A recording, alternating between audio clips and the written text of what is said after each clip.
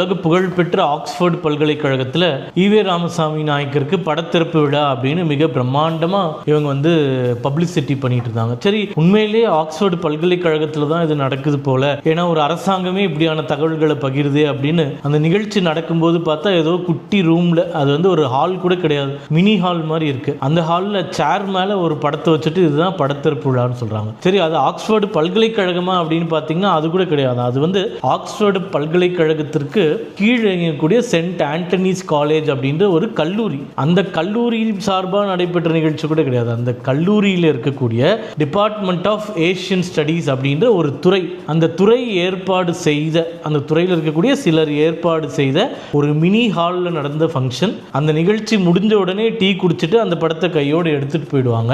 இது ஒரு பெரிய ஆக்ஸ்போர்டு பல்கலைக்கழகத்தில் ஈவே ராமசாமி நாயக்கர் படம் திறந்துட்டோம் அப்படின்னு ஒரு அப்பட்டமான பொய் பிரச்சாரம். இதை பார்க்கும்போது இந்த கோவில்ன்ற ஒரு திரைப்படத்தில் வடிவேலு அவர்கள் வரக்கூடிய நாச்சியப்பன் பாத்திரக்கடை காமெடி தான் நம்மளுக்கு வந்து நினைவுக்கு வருது.